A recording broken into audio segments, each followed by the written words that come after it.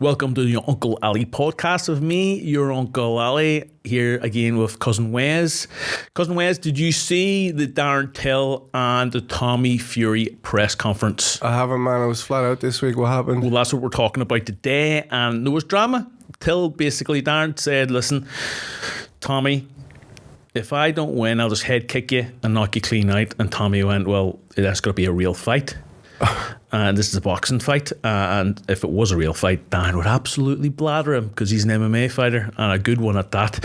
And we're going to actually go through this fight predictions, and I've trained with both men, so I'm going to go through what I think of the fight and the matchup. Because it's a current event and everyone's talking about it, and we're going to jump on the coattails of it, Wes, and try and write it into a viral video. Bring us with you. Yay! Give me views. What do you mean you trained with them? I've trained with Darren a long time. So Darren, believe it or not, used to live in the back of the gym when he was 18. So the first year I lived in the back of the gym in Liverpool. He was there as well. Right. Now, when I say people look at Darren and they seen that press conference and he fronted Tommy Fury and Tommy Fury's dad, or whatever his name is, like the big fucking, the dickhead who always starts fights at press conferences for some reason. They both piped down. Now, John Fury, isn't it? The John Fury always causes murder at press conference. I can tell you right now, you would not do it to Darren. There's no fight going to go off there because Darren is legitimately fucking nuts. So when Darren fronted them both or stood up, that wasn't show. He is legitimately fucking nuts, but a legitimate hard man. He would fight anyone. That's not me just bullshitting. I've known him since he was 18 years old, living at the back of the gym. And one particular story is he used to wear his BJJ gi, his kimono, with a white belt on, to go to Yazda. Now you're asking yourself, why would he do that? Why would you wear your gi to Yazda? Well, I'll tell you. Because he wanted people to stare at him so he could start a fight. So people would look at him and go, what are you looking at, mate? You have a problem? And then people would shit themselves because it's like some mad bastard wearing a fucking gi and a kimono. And I'm not saying it happened once, it happened multiple times. Did he get in fights though, or did he just think he was too mad? Anyone would never really be a fight because people just know better. Do you know what I mean? You just know better. But also at that stage, that's when he ended up going to Brazil because he got stabbed in a nightclub because he got into a massive fight and he ended up having to go away for a while to Brazil to stop himself fucking getting killed and dying from fighting. But when I say he's legitimately fucking nuts, I say he's legitimately nuts, but at the same time, one of the most talented human beings I've ever met as far as martial arts go. Now, on the press conference, Darren says, Tommy, pipe down, you've got the IQ of a loaf of bread. Oh. That's because Darren actually has a really fucking intelligent fight IQ. Now, you might not think it. You look at the press conference, you see him as a person, and you kind of go, well, he's a bit of a dickhead. He's got a very basic, people have always said he's got a basic style. He has one of the fucking most intelligent games I've ever trained with. And the reason why I say that, look at Darren's game, you can't go, he throws a left hand and that's it. If he can always land that left hand, there's something more advanced to it. He's not just spamming a left hand. So he's a southpaw. Southpaw basically means his right hand's forward, his left hand's behind him, and that's his power shot, his left hand. And a lot of people say, oh, he's got a very basic style. He's got a very basic style. He hasn't got a basic style. He has some of the best footwork and feints. He makes you believe he's not going to throw that left hand that comes out of nowhere. Back in the gym, when we would train, 10 times when he was in the prime, he would land that left hand. I know of people that I used to train with that sparred with Darren that had to go to hospital because they were leaking brain fluid. Wow. He would spar and be that accurate, they were leaking brain fluid. And that's kind of on them for keeping sparring. Like that's on them a little bit. But that's what it was like. And people say, oh, that's sparring too hard. You see, when they fight at a high level, like the sparring has to be tough. I've seen him in a ring with Tom Aspinall, the current heavyweight UFC interim champion, in a boxing ring, box sparring with Tom, dropping his hand, saying, fucking come on then, taking full shots from Tom and looking at Carl, looking like his coach at the time, his MMA coach, and saying, That's good, that, isn't it? Got a chin, haven't I? But it'd have back and forth. It'd be good rounds. Like, it wouldn't be one-sided, them rounds. And you're talking about a guy at the time was fighting at welterweight, fighting with a heavyweight. Like, he was fucking good. And people, like, discredit him a little bit because he lost a couple of fights in UFC at the highest level and saying, oh, he's washed up, he's shit. He was fighting at the highest level in the UFC with torn knees. People don't realise how bad his knees were. Now, I haven't spoken to him in fucking years now. So it's not me just piping him up and like fucking boosting him here because he's fighting Tommy Fury. He legitimately had some of the worst injuries I've seen, but he would turn up the training, strap a knee strap on and try and get on with it. When he fought Derek Brunson, he couldn't wrestle. It was hence why he got taken down and couldn't wrestle. And people think, oh, he has no wrestling.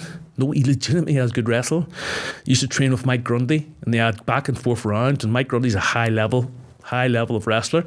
So the reason why I'm saying that is because he's getting a little bit of hate for this fight being announced and stuff. And I'm telling you, if he turns up and that is the Darren of old, he can win this. Now, at the same time, Tommy Fury, who he's fighting, is a bit of a freak of nature, Wes. He's like an orangutan. He's like 6 foot, I think, but he has an 80-inch reach. I don't know if people know how long 80 inches is. That is a fucking long reach. I think it's about 5 inches bigger than Darren's. Right. And that's what makes it interesting, because Darren is a southpaw, Tommy is orthodox, so Tommy's going to be looking to land that right backhand. Darren's going to be looking to land his back left hand.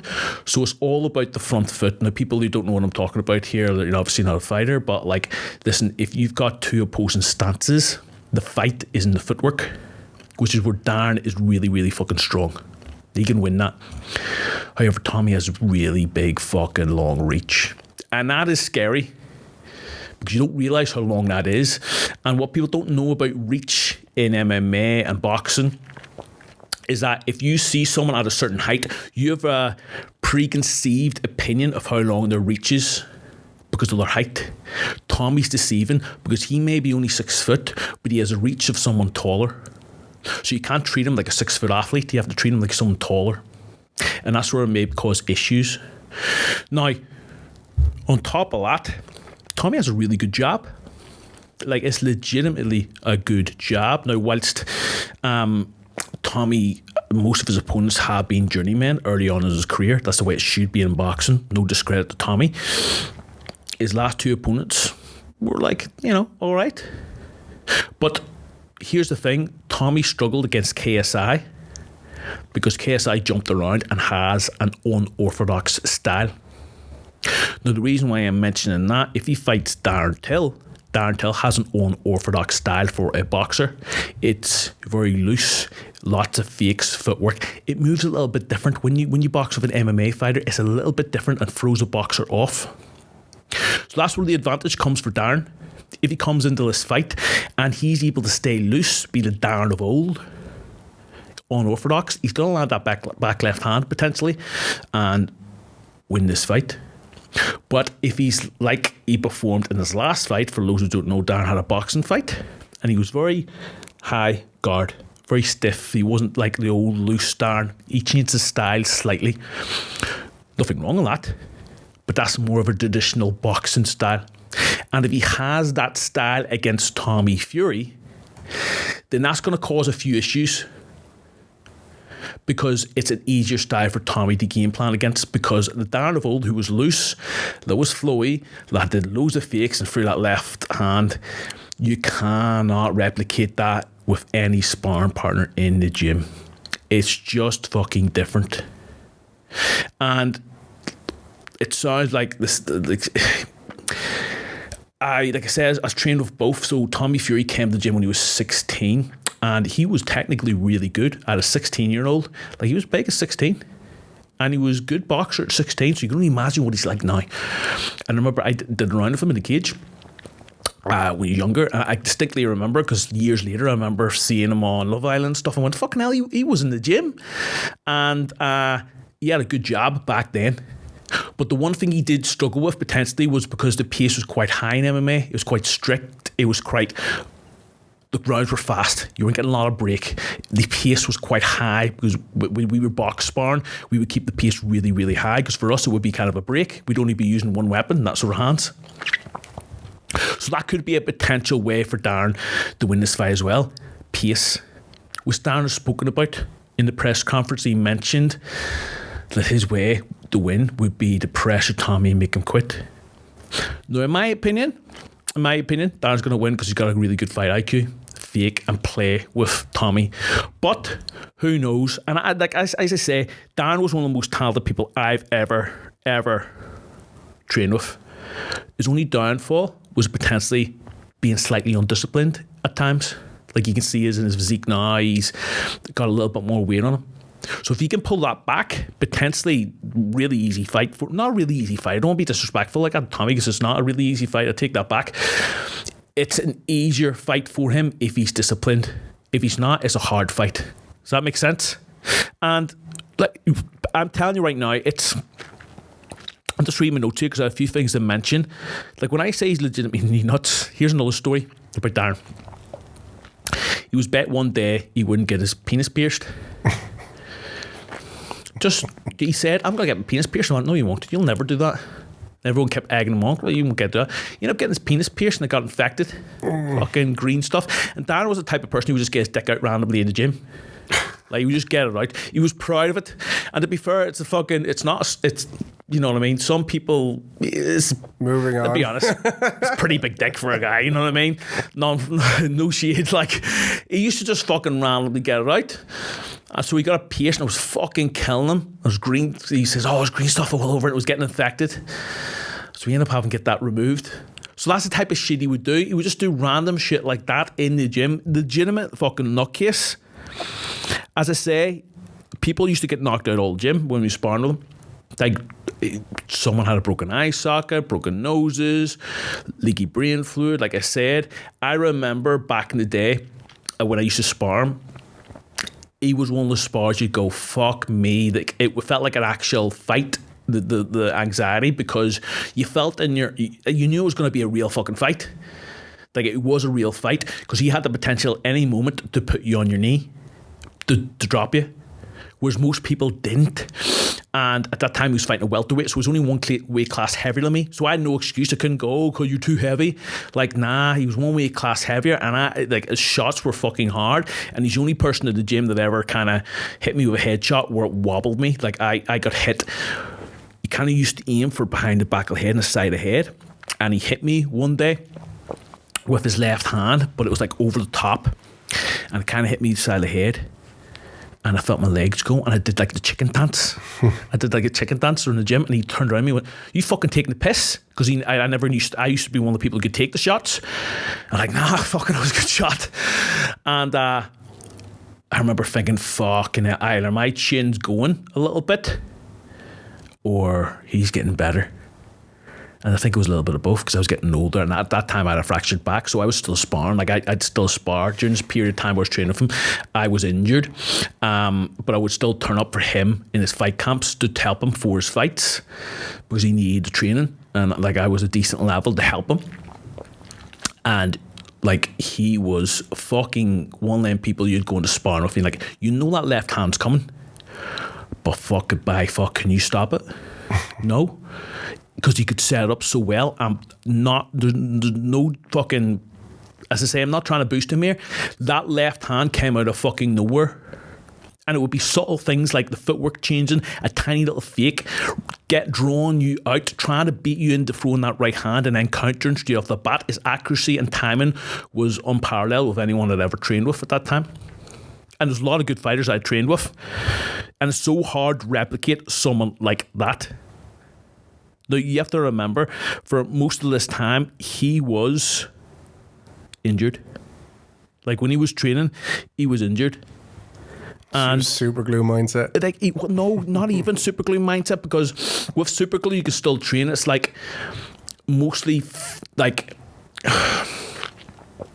if you got cut, right, you can still function. Your joints are still functioning. You can still move really good. It's just you might be a bit of blood, a bit of a scar. Like, he legitimately had tore ACL and needed surgery where he couldn't really function on that knee. So people go, oh, well, he's got no wrestling. No, he has wrestling.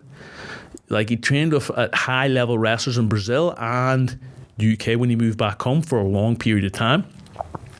I've seen him wrestle, the decent wrestlers. Like, he's good.